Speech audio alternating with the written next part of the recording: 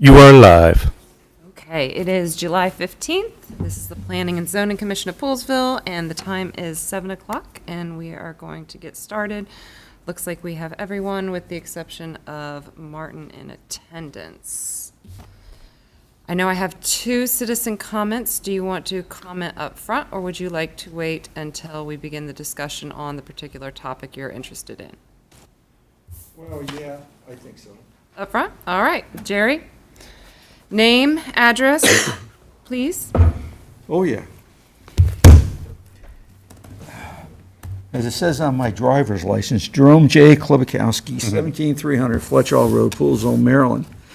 I've been thinking a lot about what to say, because this ADU thing, accessory dwelling unit, that the state passed last year in House Bill 1466, shows no consideration, in my opinion, for the municipalities throughout the state, including this one, especially the fact that we're on wells.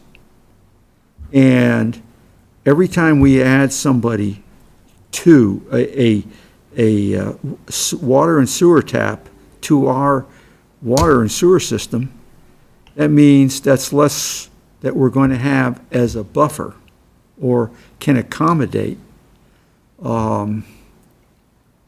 I think the whole policy that mandates, it doesn't say you will or if it's feasible, it says you must, which means you shall, in my opinion, in contract terms, that you will do this.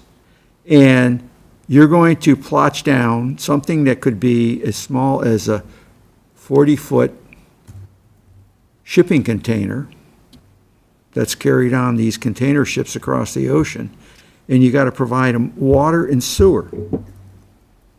And as I recall, in because you can't charge them an impact fee. If it's under 750 feet. That's right, regardless. But here's the thing, it doesn't matter. They are impacting our town. They're impacting our resources and what we have to do to treat what they, the effluent that comes out. Mm-hmm. And so that whole thing is to me is, I'm not going to use the word, okay? Yeah. But, so bottom line is, I hope you guys can muddle your way through this and recognize the fact that the most precious thing we have is water. And we have developments in town that aren't even completed. Willard, Donegan, Harts, and along with Jameson, back over off of Willard Road. And we're supposed to, they're looking at water. And a lot of these people who come up here don't recognize the fact that we're on wells. And I would hate to ever think that we would ever have to go to the Potomac or sign up to WSSC, because it would be really a shock to the citizens when they got their first water bill. So I don't know if any of you were aware of this back in 2025.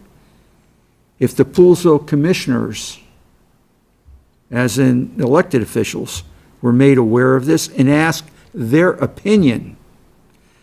I also find it hard to believe that the Maryland Municipal League Legislative Committee, which vets bills before the House of Delegates and the State Senate, would not have objected to this. So I don't know what their opinion was, but it's like, this is ridiculous. Nothing should be made mandatory to a municipality without their consultation. And what to me it proves, there was nothing when they started drafting this bill and vetting it, any coordination before the Maryland Department of Planning and the Maryland Department of Environment that would ensure that this would only apply to those municipalities who had adequate, what's the AFP, adequate facilities? Adequate public facilities. Adequate public facilities to accommodate this. And when I look at all of the houses that are planned or are going up are being built or are projected that could be built, I have to wonder where the hell the water and sewer are gonna come from. And the thing is, with the impact tax, or impact fee, you have to apportion that over the entire community. And to me, that is an insult to everybody who's lived here and paid into it to make the improvements so that developers could come in and develop their property, sell it, and then walk away. And we're left with the rest. We've gotten grants from the state for BNR, ENR, and the latest thing they're doing down there, Jerry, I want Yeah. to bring you back around. We're talking about ADUs. but that has to do with it. I understand. Okay, so bottom line is, I think, I wish you good luck, and if there is a way that you could say, I'm sorry, this doesn't apply or cannot apply to us, or whatever, because I understand there's a few places in Poolesville where they could plotch down this, and I understand there are people who want a mother-in-law, father-in-law, brother, sister to live in their homes and they attach something. But then I don't want to see the Poolesville commissioners get into it when somebody comes and says, I'm selling my property, and I have somebody in the ADU who doesn't want to move, or I don't want them anymore, and I want to make it into a shop. Or, according to this, you don't have to run a new water and sewer line directly to that ADU. Am I correct in that? That's correct. So basically, then, you're going to stick yourself in the middle of another thing where they're going to say, well, he said this, he said that. Was there anything written in the apportionment of that? You know, I did and not- also, the town- one last comment. If someone goes through all the trouble of creating this ADU, if anybody thinks that they are not going to charge the going rate for the rent on that, I think they're out of their mind. And I understand that this is, last comment, that this is supposed to provide housing for the state of Maryland. Go down Key West Avenue, go down 355 south of Shady Grove, go up to Monocacy Boulevard, go up to Route 15 north and look on the south side. There are townhomes and stuff going up, and it's amazing how many they're putting up. And to say that we don't have sufficient housing unless people are talking about a house with a lawn around it, that's different. But the bottom line is, housing is being built. So, I apologize for taking so much time. Yes, sir. A note on your issue, your concern about water, which we all share, that we are including in our draft proposal here to fall in line with the state's ADU law, a notation where the town will approve water allocation for accessory dwelling units, much the same way as we do for new construction. As a matter of fact, in the same way that we do with new construction. So if we don't have water, we won't allocate it, and then won't get the ADU. So the state doesn't demand that we allow all the ADUs, it's just that we allow ADUs as part of the ongoing. And when someone says, well, we can get more water if we just annex this property over here, and 5 years later, the guy comes in and says, I want to develop it. Water's only part of it, right? We know it's water and sewer in both our capacities. We know, I mean, we're operating on a 6,500 town resident capacity. That's all we can do is go with what we have. And Excuse me, what I've said is, you can never tell a family when they come in, oh, your 4 kids over are 6,500, you have to get rid of them. That's not gonna ever happen. We're talking Whether about it's ADUs, not kids. 6,500 or whatever, you're never gonna tell families, you know, if they buy a house, you can't have this many, you can't come into this town by having too many kids. We can regulate that number by the number of homes we allow to have built and the ADUs. Well, the thing is once you stick something out there, somebody's gonna say, it's my right, it's my property to develop it. And, okay, but anyways. I Yeah, so we said do, my we piece. are trying to account for the water issue, and it's something that we hold very dear to our hearts, very important to us as well. Well, I think the Poolesville Commission ought to go to our delegation and say, were you nuts? Were you part of approving this? Did you understand anything about our area that you represent and what the aquifer is here and everything else? It seems like somebody really dropped the ball. And there's other places in this area, in the state of Maryland, who have the same problem. You know, whether they're as vocal as I am, I don't know. Thank you very much. Thank you, Jerry. I appreciate you taking the time to listen to me. I'll get off my soapbox and leave you to your evening. I did want to follow up. Now, Yeah. I don't believe, correct me if I'm wrong, that the town has any sort of input on tenant. Correct.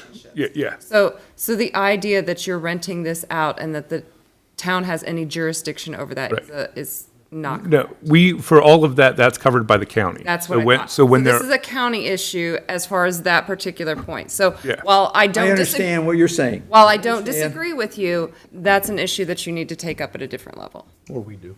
Well, or we do, on behalf of the But citizens. the whole, all of it is once they get in there, it's hell of a time to get out. I don't disagree. You know, I just want to make it clear So, that that's not no, in no, I the understand. jurisdiction of the town. And then, but the issue too of, well, you didn't use this much water, but yes, you did, or I didn't use this much, but yes, you did. You know, that's, to me is, I don't want, I've seen it before, where, when I was a commissioner, and people thought the town could solve it, and they didn't understand. and that's where we try to explain that there's still issues with tenants and renters already in the city or in the town. Yeah. That we currently have, and we have tried to address that through the process that we do in issuing bills and being very clear with whoever comes in, whether it's a tenant or the owner, that that's between them. And so we try to, there is landlord-tenant resolution options at the county, and that's where we direct them to. But just as a reference, that already happens, and to both reiterate and explain your point. All right. Again, thank you very much for allowing me to address you this evening, and have a good one. Thank you, you too. Stay Jerry. cool. In fact, you probably just ought to stay in here. Right? I don't know, it's pretty warm in here. Yeah. Mr. Jameson, did you want to speak now, or did you want to? No, I'll speak now. All right. Name, address, all those things. Yes, ma'am. Thank you. I'm Frank Jameson, 19939 Fisher Avenue, Poolesville. We got a email from Niles about a week ago about having this discussion tonight. So I went back and looked at on YouTube the meeting of the 15th of June that you had, and I just wrote down some comments I'd like to address about that. Excuse me. The mission statement out of the comprehensive plan was read, and I've read over many mission statements for different jurisdictions. Mission statements really say nothing different from other mission statements found in other jurisdictions' comprehensive plans. This may have been possibly an AI-generated statement. It's what we call in our business, it's a Twinkie. It's real nice on the outside and real nice on the inside, but it has no nutritional value at all. It's something you put in your lunchbox to give to your kids so that they be quiet. Next thing that was discussed at the your conversation last month happened to do with special exceptions.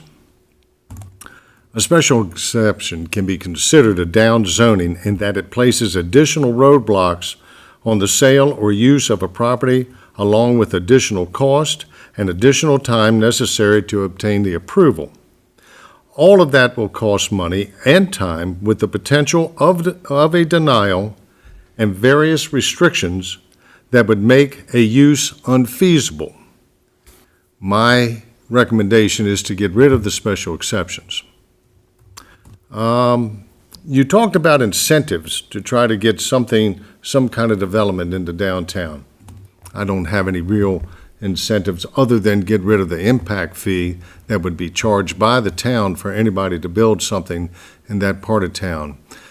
The impact fee, not only to the town but to the county, represents anywhere from 10 to 15% in soft cost of a building. So, for example, these houses being built next door, I was on Montgomery Newsletter this afternoon looking up something. They've taken out 2 permits to build 2 more houses there for $350,000. Out of that is the town impact fee and the county impact fee. Those 2 impact fees represent probably about 17 to 18% of what the cost of that house is. You can't have affordable housing when you have those kind of costs associated with it.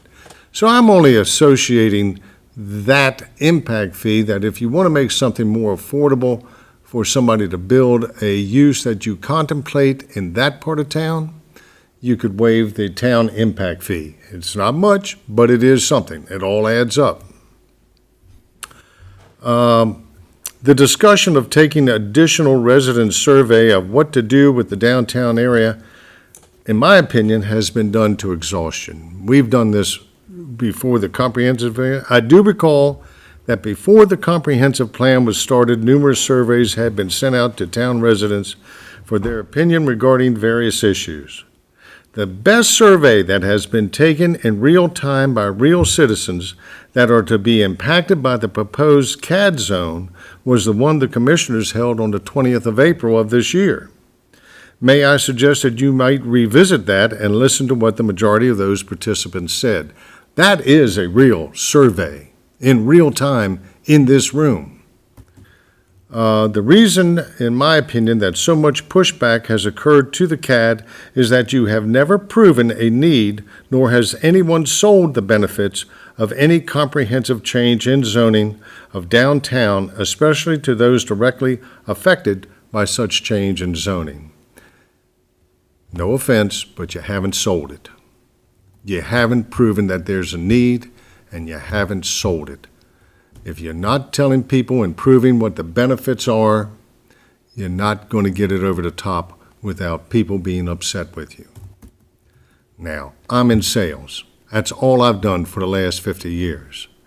You may say I'm crazy, but I've made a damn good living. And it's because I understood that if you're going to sell something to somebody, you sell the benefits of it. Just like me selling you that Twinkie, it's because it tastes good. And people like it. It's no good for you, but they like it. And as to your affordable housing, the only thing that the number gallons per day. The town uses a number of 325 gallons per day per household. That was a political number. That was not a number based on any science or any fact. That was a political number. And we've been using it. The real number is closer to about 250 with a redundancy of maybe 10%, so you're up to about 275 gallons per day. That's the real number. I think the town does quite well with management of water. I really do.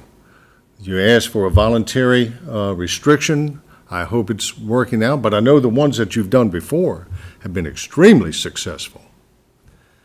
And I keep saying you all have plenty of water. And I keep hearing about the aquifer, but I've never heard one person tell me how many gallons are in that aquifer.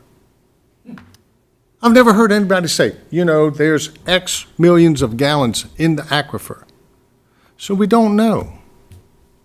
Okay, that's it for me. I'm going home. Thank you, Mr. James. You all have a good evening. I will say that mission statement predates AI, just so you know. No, you may say that, but I don't believe it. I was in the room. It's a conspiracy. Have a good day. Thank you so much. Thank you all. Your comments are greatly appreciated. May I address a couple things? Harry? Yes. Thank you, sir. Can you keep it quick? You're right. I'm giving you I've just 3 looked- minutes. I've just Yeah. printed out or See you later. entered into a Excel spreadsheet all my property taxes and how much they've increased since, because I don't go back to 81, to about 92. And it's significant. And a lot of that was done because there were no impact fees in the 80s and 90s when the go-go area of building in the county occurred. But yet, the citizens who were here had to pay for the new schools and all the amenities that the county went ahead and gave other people.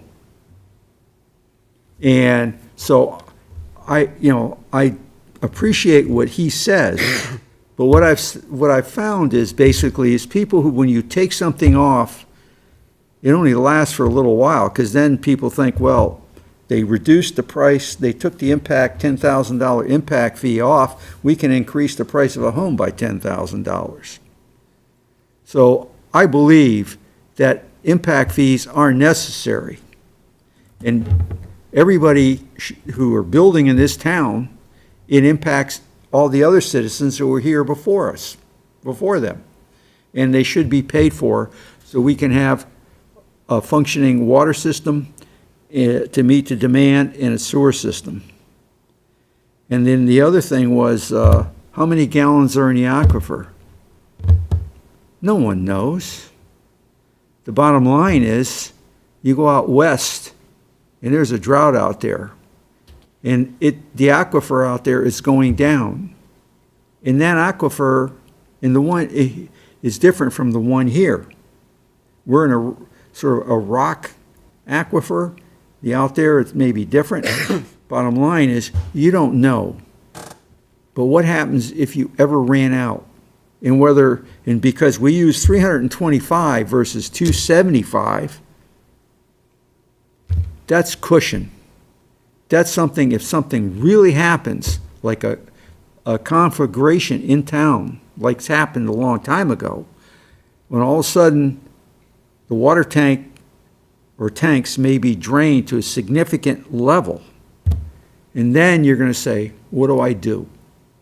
I would rather have the cushion and put up with the restrictions than I would having to import water from out of town. And I don't think anybody ever wants to go to the Potomac River to get the water, or go down to either Black Rock Road to hook up to WSSC, or down River Road to hook up to the plant down there. Thank you very much. Thanks, Jerry. All right. A lot of interesting things for us to think about and a lot of good points. Let's move into announcements, Brian. Just pulling up. Let's see, so last meeting we had was the 22nd of June. The commissioners have only met once since we passed the ordinance for the decks. Decks next door. Setbacks on the new development. Well, for the overlay zone, which impacts the new development. We voted to release some bonds for the Westerly Grove project. They've met criteria to have some of their bonds released. And that was all we really had on the agenda. I know there's a piece going out in the Monocle about White's Ferry. Correct. There's a new legislation being proposed, being considered by the county council that would ban the hiring of former ICE agents in certain jobs within the county. That's going to be something we'll probably hear more about soon. And Flag. oh, the flag, yes, I'll let you talk about that. Sure. The study that Lily Chee sponsored for the state of Maryland for the Ag Reserve economic study has just been released. I read about half of it before I came to the meeting today, so Can you nothing forward earth-shattering that to yet. us? Sure. The ICE agent thing is interesting. Yeah. That seems likely to get challenged in court. That seems I would think so. not It does constitutional. not seem constitutional to me either. But without prejudice, I'm just passing along information. Yeah, I was struck by that. Yep. All right. Thank And you you. want to talk about the Yeah, so the flag, so we, the flag committee, through me and the designer Laura, presented the first, sort of the initial draft of the flag. We got some feedback from the commissioners. The flag committee met on Monday. So I'm supposed to, the next 24 hours or so, get all of the final revisions back to then present it on Monday to the commissioners again. The goal is to have it ready to go for Poolesville Day. So we're going to have to push a little bit, but I think we're at a good place to. I think what we saw, judging by comments that we all saw, we were like, all right, if that's our new flag, that's awesome.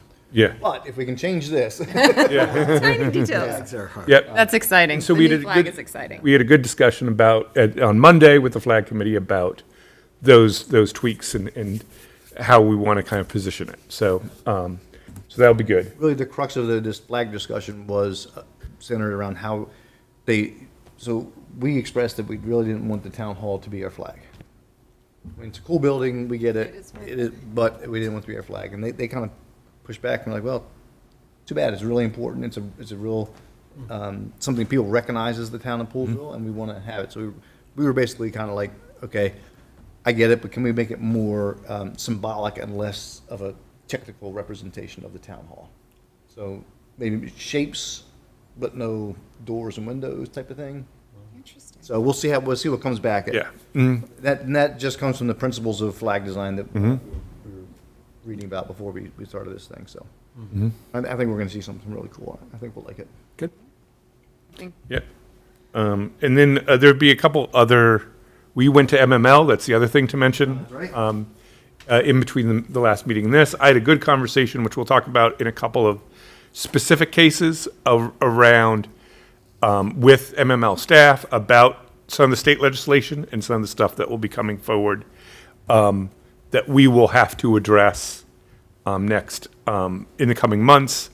The Housing Certainty Act, which is separate from the two pieces of legislation we've talked about so far.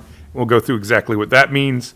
And then a couple of other sort of things, sort of reporting requirements that we're going to have to deal with as well.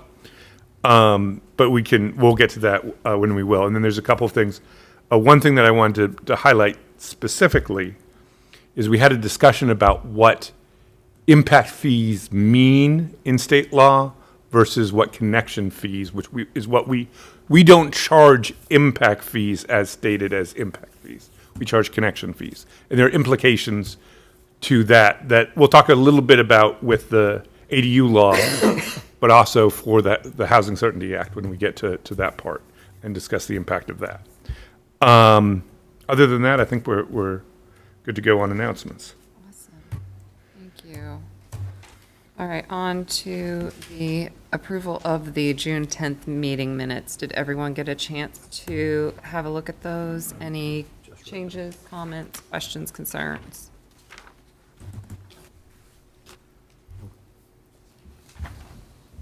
Good.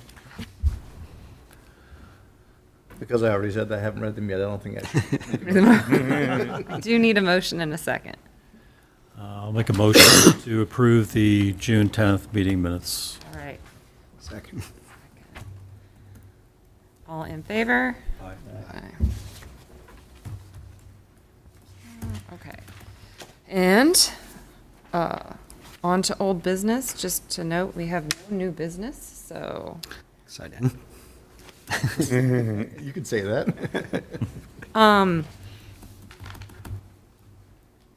Yeah. It says first up, we have the commissioner goals and objectives for the town center.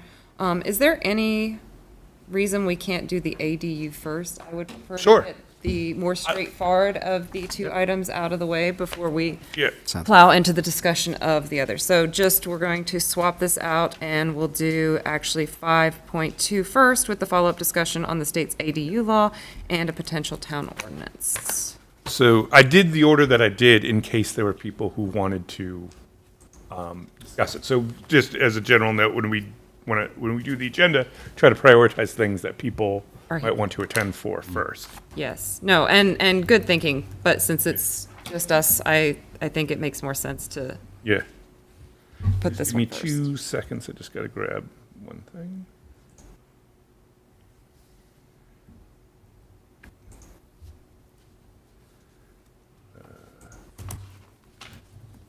Good. Okay. So what I did, I'm going to take that off. So what I did is from the last discussion, I went back or from the April discussion, which is when we did April, I went back and I re-listened to the meeting and sort of tried to capture in the draft ordinance everything basically that we discussed. So what I did is I took the model or ADU ordinance that the state had given us and then edited it to include what was applicable to us. So these changes included the definition of accessory dwelling unit is the same as the state's. However, I added the explicit reference to the size of an accessory dwelling unit being based on the square footage of the finished area above grade. So one of the questions we had last time was what was it based on? And the state law did not say it, but in their guidance, the Department of Planning included that as something you could include. So the first change I made was just changing to add that, since that was the discussion that we made. And then the accessory dwelling unit definition also includes a structure that is separate from the primary single dwelling unit or attached as an addition to the primary single detached dwelling unit. One of the things I wanted to comment about that is a slight change from how, in terms of what the town does now and how the state law sort of defines it. So they define it all as one. If you remember in April when we did the presentation, I talked about there being like basically 4 different definitions that fell under it. One was like guest rooms for compensation, guest houses not for compensation, accessory dwelling apartments, and farm tenant houses. One of the things that is sort of a quirk of our code is that we treat things for compensation slightly different than things not for compensation, because previously we didn't have this definition of accessory dwelling unit. So like if you want to make an addition to your house that was not for compensation, right? You weren't going to sell that room. That didn't require a special exception unless you were trying to sell it for compensation or, basically rent it. You see what I'm saying? Mm-hmm. So one thing the one question that I kind of had coming in on this is the state, by the way the state law is written, we have to adopt this definition. What I'm trying to figure out, we with the appropriate changes that we can make, like the above grade, what I do want to discuss is, do we want to look at how we treat attached,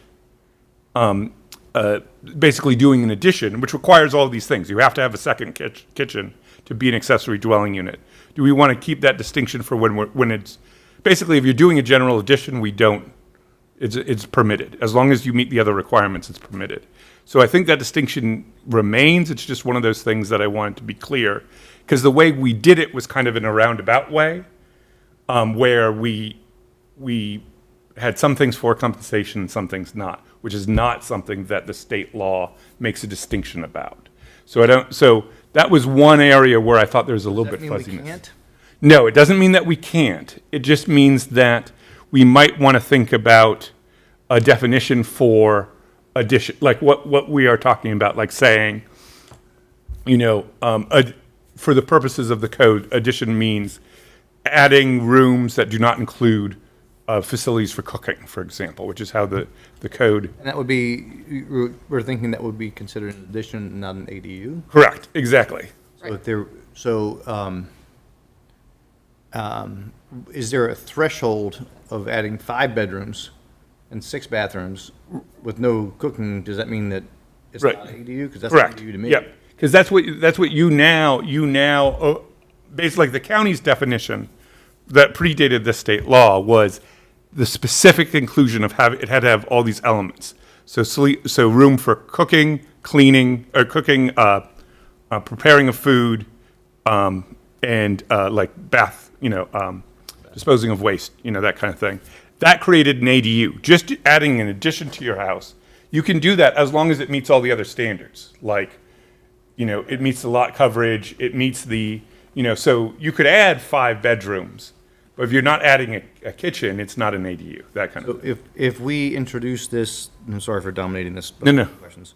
If we introduce this without changing anything, or if this goes into effect without changing anything in the town code, we're not really introducing any new vulnerabilities. We're not. I just wanted to make clear that the code has taken has these distinctions that This does not around like things like compensation. So like if you're adding just a bedroom to your thing, we could probably still keep it. We might just define it a little bit differently. You know, like say keep it as guest room for compensation, but just make it clear in the text. I might look at that and say, this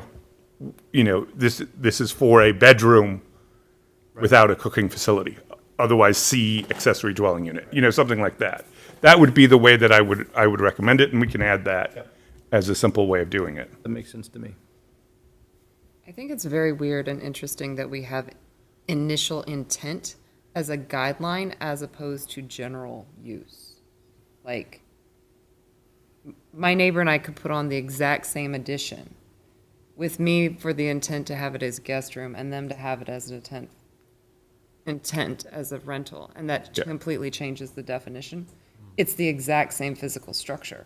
Right. Why do we have that distinction? I suspect that there was probably at one point, because there's also in the code, there's this distinction between a motel, hotel, bed and breakfast, and all of that. And I suspect that there was a concern at one point of boarding houses, of people adding, like, it specifically says in the code that a hotel or motel is a place that has 6 or more places for rent, right? So I think they wanted to make sure, like, you could, interpreting a little bit what the intent was, say in the 80s, is you could add 2 bedrooms for compensation.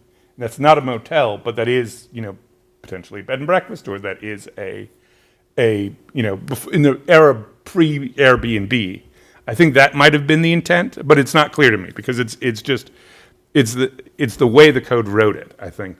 So that's the only thing I could think of off the top of my head. I think my personal feeling is that if we could move away from sort of subjective thresholds and guidelines and move more to physical and defensible guidelines, that is always preferable. Yeah. So, I mean, we should discuss it more, of course, but I tend to agree with you, but I think we should not let that hold up. no, I don't think it should hold up, but And it's I don't want to, I learned from the CAD. I think tying too many things together muddies the water. Yeah. And maybe even looks a little deceptive. So I think we do what we need to do for the ADUs, and we put this one future. Yep. topic to discuss. Absolutely. yeah. Okay.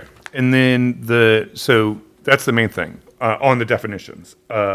And then I added the definition that is for dwelling unit, which is only slightly different than the one we already had in the code. But because of the way the state law is written, I just went ahead and added that in as well. So the second section is on development standards, which were modified to include that an accessory dwelling unit must be on a fixed foundation or permanently affixed to the ground. This is to address the concern about mobile or temporary accessory dwelling units. So this was again a conversation that John brought up that was about how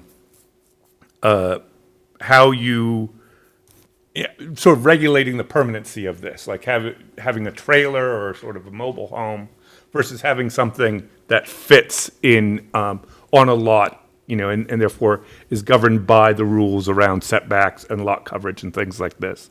Sort of more defining it, again, sort of in a because as the state law also says, and as Lexi kind of referenced, we don't want subjective things. We want sort of concrete guidelines. So this is a way of sort of setting it up. If you want to have a mobile home, on your property, you actually can under the code.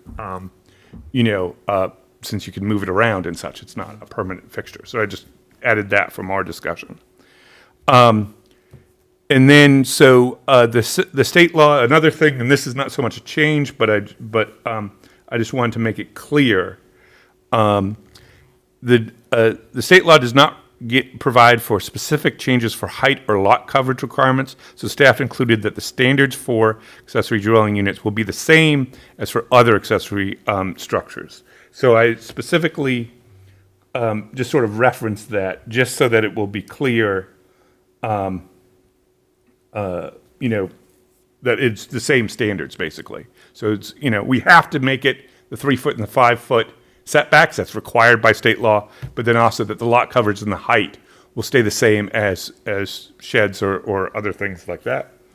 And that's the next one is the rear lot lines. And then included a sort of a notation that that the water and sewer allocation for accessory dwelling units, this will be the same as new construction in town. And so I wrote that as water and sewer allocation for an accessory dwelling unit will be approved by the town commissioners. And that's the exact same language that is currently in the code for preliminary plans. And then I included the manner of review, the ministerial review as referred to by state law. And then I just added that off-street parking is not required for the dwelling unit. This was an optional thing under the current regulations because that went into our discussion about needing parking studies. So I just did it as, it will just say you don't need additional ones for an ADU. And that way we don't have to get into the issue of needing traffic studies or not. And then I just used the accessory apartment, separate dwelling thing. The zoning would be the same. So we change it to the language in that, and I thought I had changed it. But for a use type, it will just be the definition accessory dwelling unit rather than accessory apartment, separate dwelling. So the language in that first box will match the definition. And then the last part is the question of impact fees or connection fees can be addressed through the fee schedule, which the commissioners adopt by resolution. So the reason why I wrote that is just to note that that's not a part of the zoning ordinance, so it wouldn't be in a change. And that goes to the discussion that I had at MML about when state law says impact fees, they mean impact fees. And impact fees have a specific meaning under state law. So there's a potential that we could still charge connection fees even under on those smaller ADUs because they're considered a separate type of fee than an impact fee. An impact fee has to do with the direct impacts of like a development or things like that. A connection fee is literally the cost of connecting an ADU or a house to the system. And so that's how it's defined by state law. And since this act does not forbid us from using a connection fee or put limitations on connection fee, but instead uses the term impact fee, we could potentially still be able to charge a connection fee on every ADU regardless of size. So that's just from a discussion that I had. Sorry, go ahead. Or if we're treating it like new construction, then I think we should. Yes. Like if you have to get it allocated, if you're using up allocations, we should get connection fees for it. Mm-hmm. My thoughts. And then the other thing to note is that we had talked about having design standards or sort of some kind of design, and that went to this discussion of objective measures versus subjective. So I put in the ordinance that any accessory dwelling units must conform to the design standards in the applicable zone. So there's a commercial design standards that already exist. And then there's also the design manual for the village overlay. So it's just making it so that it's consistent with the dwelling that is already on the property is basically the intent, rather than trying to come up with specific standards unless you guys feel that is necessary. I was just trying to address that conversation, and that's what I came up with, but obviously it's open to discussion.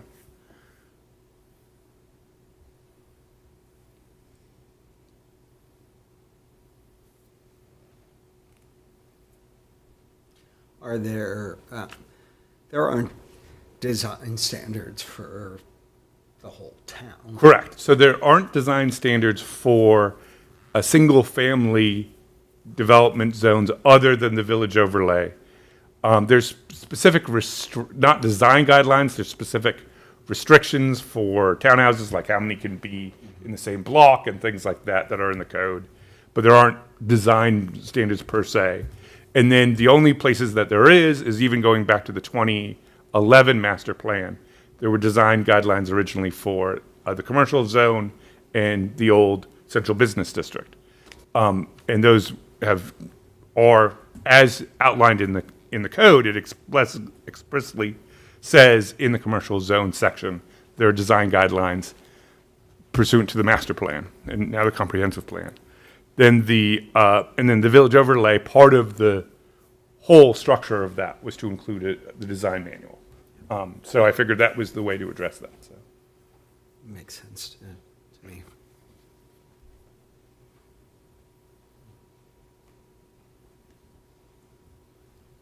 I don't remember, but I'm curious. Did we have a discussion about owner occupancy requirements as part of the permitting for the ADU? So I think we briefly talked about it because when I was listening back to, but what I can do is pull language around short-term rentals that the county has, for example, that I think would be applicable in this case. And so I could add that in as well, that this is only for sort of permanent residents, try to use language somewhere around there. So basically, if you are renting out the ADU, they are a full-time resident rather than sort of short-term rentals, if that's the concern that you're thinking. No, my concern has more to do with the person occupying the main house, right? Like, so if you're occupying the main house and you want to build an ADU for whatever reason, there is a owner occupancy requirement for that primary structure before permitting. Now, obviously, you can't say that, you have to sell it to someone who's going to also live there. Yeah. But my concern is that you could get speculation where someone buys a house, is renting it, and is like, well, I could just add another ADU in the back, and now my one rental becomes two rentals. Right. And I think that goes against sort of what this is trying to achieve. Like, we're not trying to take one house and for rent and make it two houses for rent. Right. Or two properties for rent. I'm like, So I'm curious if there's any way to sort of restrict that to a residency requirement for the permitting. I don't know, thoughts? Well, I mean, you're bringing additional places for people to live, whether it's, it's their own home or they're renting it from a homeowner, renting it from a landlord. It is still an extra place that somebody could live, which I guess an issue with that. that does create a question because there already are rentals, like houses for rent. And I think, how would we define that? Where is the line with that, right? So if an owner doesn't, so are you saying if an owner doesn't live That's in what the I'm saying. primary house? If you don't have it Full-time. homesteaded, if it's not homestead, Yeah, then it doesn't qualify. Is there any way to make that sort of restriction? I can look into it. That's one that specific idea we hadn't talked about last time. So I can. I guess one question would be, someone does that, they're living in the house, they build the ADU, rent it out, then they rent their house that we're living in. All bets are off You after know, that. Right. Yeah. so- Just for the initial permitting. Does that go, is that kind of the same as running two separate processes if you're gonna rent it out or if you're gonna live in it? Like No, what we had- Like that was, we were just talking about earlier, right? The special exception if you're gonna rent it out, but it's okay if you're gonna live in it. No, and I'm not saying that you have to live in the ADU. My thought process is that if you're living in the house and you're building the ADU, whether you want it to be a mother-in-law or for a rental purpose, for additional income for your family or whatever, that is a different situation than, So the only question that comes to my mind is that you're essentially, like, as you said, if they sell it to somebody else and that person lives or doesn't live in, the issue that comes to my mind is you're treating two different property owners yes, differently. you're And not that's- wrong. And that is where you get into some of the, just from other conversations we've had, that's where you get into sometimes a stickier idea. Right. See what I'm saying? Because, But we do that with taxes. Homestead tax rates are not the same yes, as. well, we don't, the state does, which is one thing to note. we isn't a much broader. Yeah, yeah, yeah. Mhm. Treat a homestead as a different level of Correct. ownership. And so I'm just asking. Yeah, yeah, no, no, no, yeah. And all I'm saying is I'm just sort of looking through. There are other jurisdictions that have such requirements, such as the city of Frederick. The I'm not owner sure live we in the want to pursue property. that, but I wanted to bring it up. Yeah, Yeah, I think we're probably, I mean, the intent, I guess Kevin coming back to the intent of the law that we have to adopt is to make housing a little bit easier to get. And whether it's rented or lived in, that's what this would be doing. Definitely I need don't know if more. I love it, but I don't know if there's, yeah. And the question I was really trying to ask, and I didn't do a very good job, was are we using the same subjectivity that we said we wanted to not include in our code? That may be. Yeah. So, for those reasons, I would think not to have that stipulation. Okay. But I'm not open for sold on it. discussion. I just, Yeah. Yeah. yeah. I mean, as I said, it looks like there's some similar things that you can do, like the city of Frederick has done. Again, you know, we'd have to look through the ordinance again with that lens as well, which is not what we were doing before. Which is not to say that we can't, but I was just saying that that's what I found. Limit the number of ADUs other than lot coverage? Yeah, so essentially, and I'll look at the task force stuff there. My understanding is that the main restriction on it is basically that you can have, that the way the state law put it is just that restriction on size.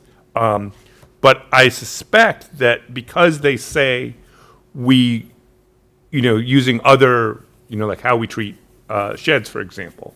In most zones, you can only have 2 sheds. In one, you can have 3. I think we could probably do some type of requirement like that that would be similar. That you could only have one. Frederick had on its, again, I don't know if that has been updated with the current law in mind, but Frederick had it as 1 per lot. And I imagine that that's something we could add as well.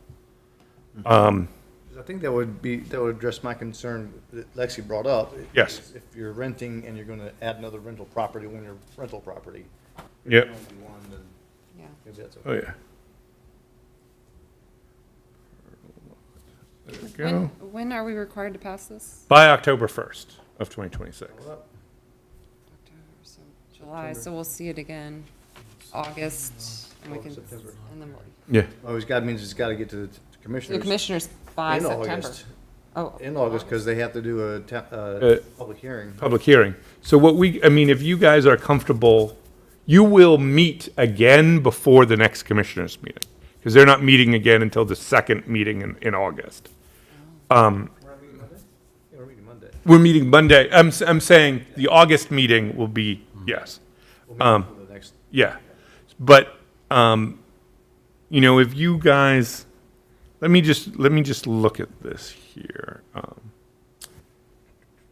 Because I've done it here. Could you get us something via email and let us? Yes. You want it and provide some feedback without obviously discussing whether. Yeah, yeah. Pass or not.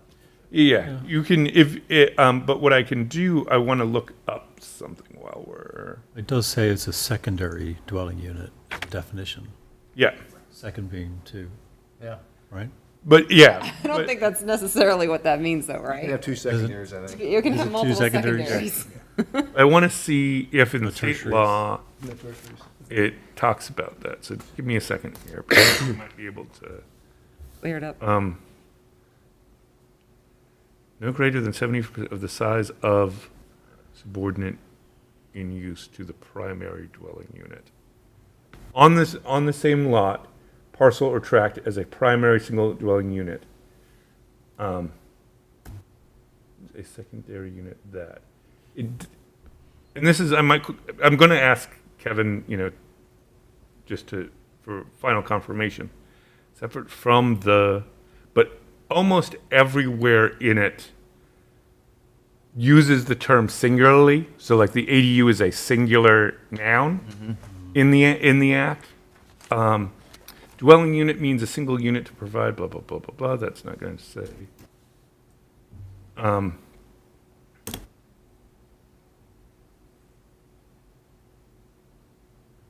It is the policy of the creation of accessory dwelling units on land with a single dwelling unit to.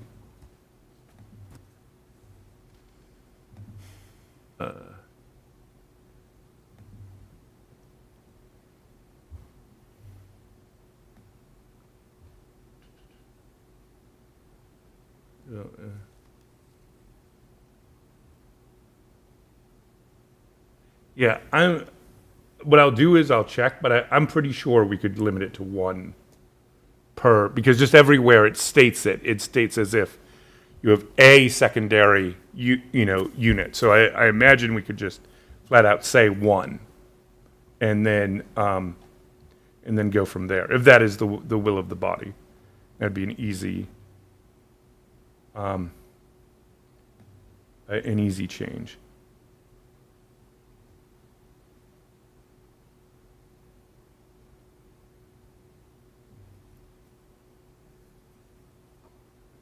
I have one more quick question. Mm-hmm. Why is it special exception everywhere but just permitted in PCOM?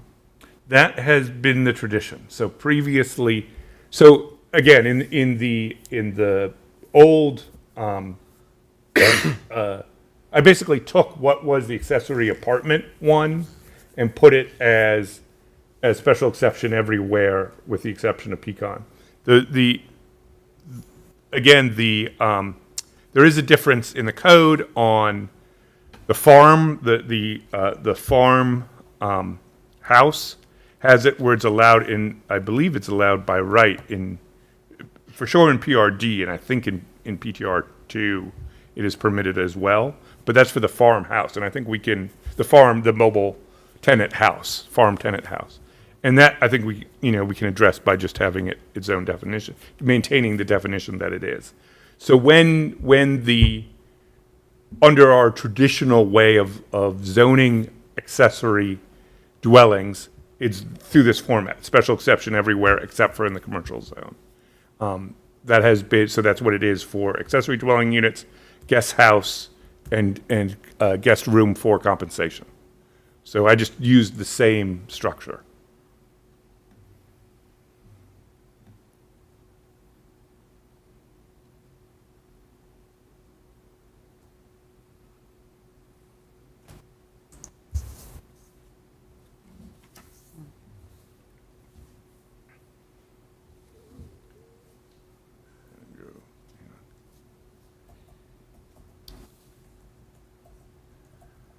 Any more discussion? Can't think of anything else. So Niles, is it my understanding you'll provide us feedback and we'll, Yeah, I think, and what I'll do is I'll make it clear what we can and can't do on the number of units, and then I'll add it in if we can, and then I'll send you that with it. It would be, again, I think we would use the language something similar to Frederick, which is just that it says only one ADU is permitted per lot. And so that would be, so I'd add that to the development standards section of it.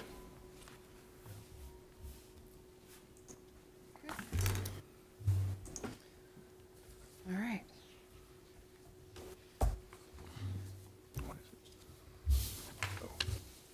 Sorry, hit the wrong thing.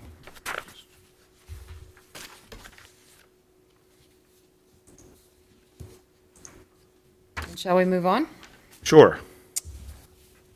If everyone's all right with that, we'll go ahead and move on to discussion of the Planning Commission's goals and objectives for the town center. So the first thing I want to say is I use town center simply because it's the term used in the comp plan. So I know we talked about development zone or investment zone last time, but there wasn't a consensus, so I just went with town center I think town center's good. as the nomenclature. And then what we talked about was at the June meeting, the Planning Commission discussed their goals and objectives for the town center. At that meeting, the Planning Commission developed a few foundational ideas. This included preserving the existing buildings and uses, especially those of historic significance, creating a walkable area that benefits the local economy. So I kind of almost verbatim took what Brian had said at the end of the last meeting. To facilitate the discussion about town center, I've included in the packet a summary of the town center discussions in the comp plan. So I took basically every place where we talked about town center, and I included that, and that is page 4 of the printed packet. And so you can look at that. The Planning Commission also discussed how to involve the public through public surveys and oral or written testimony, but noted that such feedback should be provided with context. Can we strike that? Sure. Does anybody really feel like we need another survey? I am not sure that surveys are the best way to get feedback, or at least traditional surveys are the best way to get feedback. And I think we have done surveys, and I think we've Yes. gotten feedback. I think we understand a lot. And Mr. James made a very valid point. We got we know, like, we already got the survey from what the generally what people wanted. And then we got input from what the residents of that specific area wanted. So I think we've got all the feedback we need now. That's fine. That was more, there was some discussion just last time about that. So So I just Martin, when you hear this, when you watch this, yeah, exactly. Also, at the June meeting, the Planning Commission decided to separate technical aspects of the ordinance into a separate ordinance, and I've included those in the packet. Basically, what I did is I just removed any reference to the Cultural Arts District. Otherwise, it's basically the same as what you've already looked at. And so I wanted to see, on this specific part of it, if there's any changes or anything else you wanted to do. But it's basically what we'd done before, and just applying it. So it's the definitions to, the additions to the definitions that we'd previously done. It's the parking requirements, but with the caveat of doing it more on a case-by-case basis. And then we also did the sign ordinance and the changes to the sign ordinance that were governed by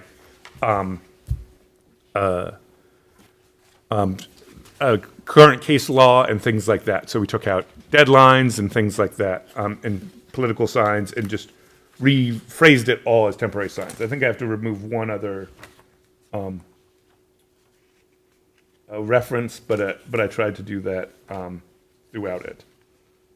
I think I removed that section entirely, actually, that talked about sign design guidelines, because that was just for that area. So I made it apply, just the basics that apply everywhere. So if you have questions about that part. Now, with pulling this out and this now being coming as a separate issue and less muddy the water, we could theoretically take each section, approve the changes and send that to the commission. Correct. And you could either do it as 3 separate things or as one thing that just has all of these technical No, requirements. I think it should be 3, just in case Sure. there is an issue. Sure. It can come back as a single issue and not an overarching 3. Sure. I'm concerned about doing that just because I'm concerned about it being seen as like slipping the technical stuff through when we still haven't sold the concept, the But overall concept. This doesn't reference the town center at all. This is not, This is not this is, specific. these are separate. These are general things. So, Yeah. and each of these things we could put in proper context. So, for example, the parking guidelines discussion is a discussion about how, I used the example, I think this might have been before Stephen was on the Planning Commission, but for example, Dollar General, our requirements required a ton more parking than Dollar General A, needed, and B, has actually used. There's very few times you can't get a parking spot at Dollar General. So on one level, we had that. And on the other hand, you have somebody like Locals, who needed a lot more parking than was available on their specific lot.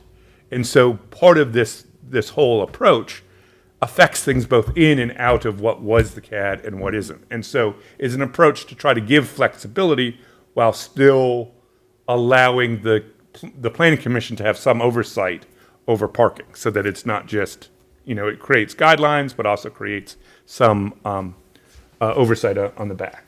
And so it's things like that. So it could affect outside of that area. And like, section 6 is literally definitions. Like, we Yeah. did not have the definition of an art gallery. Right. Or our definition of, a self-storage facility was outdated. Yeah. So that's, vape shops, those did not exist when this code was originally Yeah. created. So that's just definition. And then 7 is signs. And Yep. that goes back to, like you said, the Yes, political and that signs, too. is stuff that probably if we were ever challenged on, there's court cases involving that. Yeah. So we can, so each of these things have sort of overarching impacts. And then the last part of it is just getting rid of the signboard, because the signboard technically, in practice, does not exist. All of that is now done from a staff perspective. So that's why that was part of it, so. Section K, number 3, Yep. you struck out sign review board, but you didn't put anything. Oh, yeah. Let me look at that just to make sure. I think there's a reason for that. But it doesn't read correctly. It says, section sign C, sign review board, or 3, when there is an ambiguity or dispute concerning the interpretation, decision of, yes. So that should be, what we had discussed is having that be the Town manager. the planning commission. Because if you look at E, the procedures, it says the town manager or the designee shall review all applications. If a determination is made that an aspect of the sign ordinance has been met, the pending ordinance shall be approved. And then you go down, if the pending application requires a variance from the sign regulations, that shall be submitted to the planning commission. So I think what we want to do on that other procedure is parallel that same structure. So if there's a dispute of interpretation, that interpretation should go to the planning commission.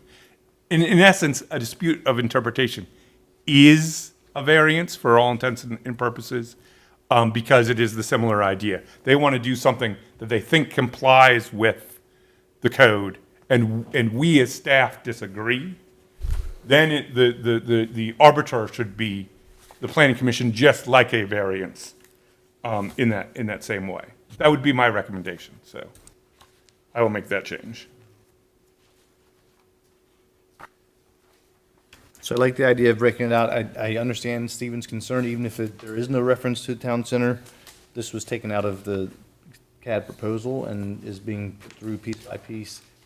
So I think we just need to be very clear about it when we were discussing it at the meetings. And, whatever communication, Niles, you've been doing with Yep. residents of the C8, of the previously proposed district, should be made aware Yeah. that we're discussing these things, and that they are not relative to that district. Well, not solely relative. Right. Yeah. They are Yes. relative to the town in general and not, Yeah. Yeah. Yeah. Parking was a bit of a touchstone in the comments. Yes. But this takes out all of the references that were specific. specific about that. So like the questions around streetscape and sort of parking, like that part. Yes, there were questions about it, but those were the approach itself raises questions that are legitimate to be answered anyways. Our parking discussion, like, even included things like, school parking. Yes. Church parking. Exactly. Much broader range of parking. Right. Absolutely.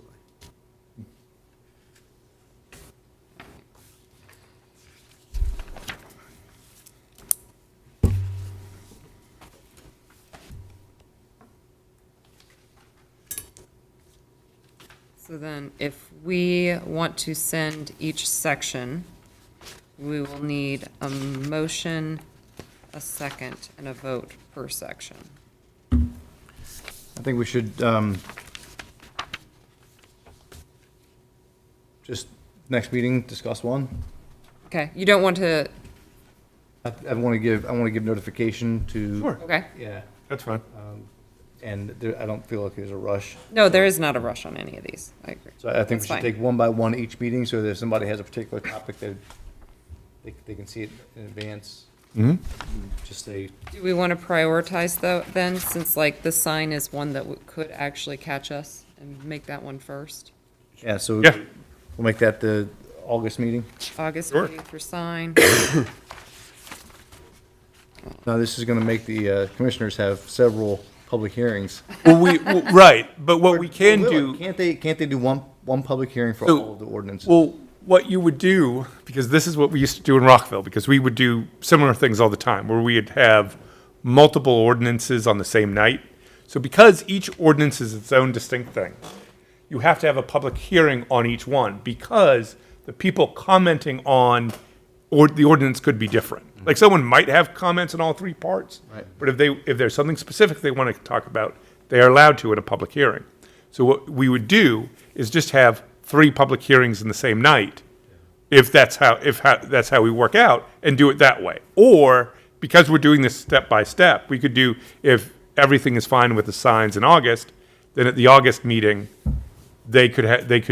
you could have a public hearing on that, and so on and so forth. So the process would just continue through meeting by I don't want meeting. y'all to have that many meetings.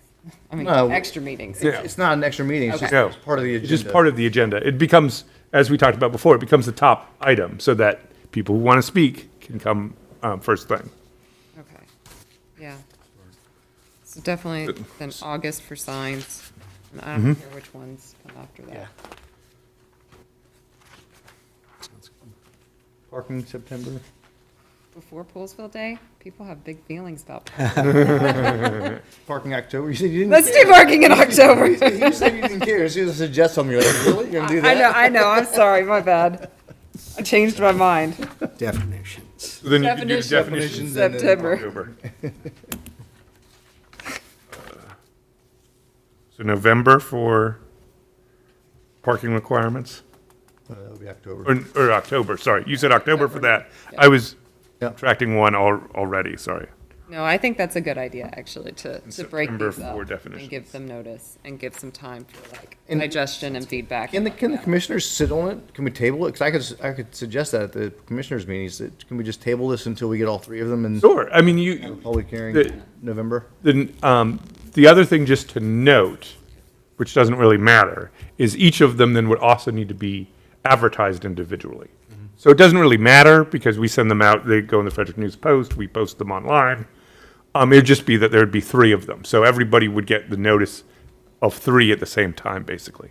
But our code allows for there to be no delay, or no specific delay in scheduling a public hearing. So we have to notice it for 15 days, but we can schedule them whenever, Yeah, I don't know if it's even worth doing. We'll talk about it though. yeah. Okay. Well, I have not said anything about adjournment, so I can make a motion to adjourn. Actually, Martin's job. I'll second. All right, we have a motion and a second. All in favor? Aye. Aye. I read And the- it is 8:14 PM. I did read the agenda, so that means I'm qualified to make a motion to adjourn. Hang on a second here. Still live? Yeah, it's just the YouTube is being a little bit weird. I might do it on here. We covered a lot. I'm going back to the lake.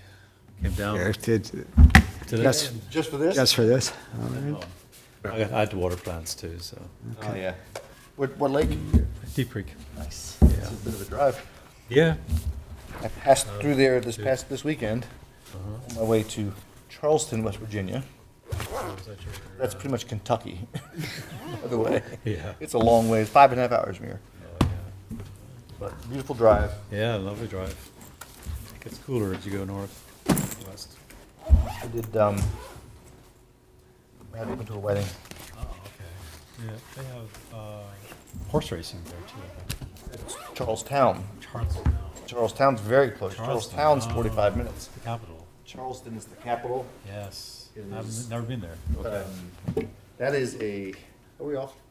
I am trying to end it. The stream will stop immediately. Okay. And there we go.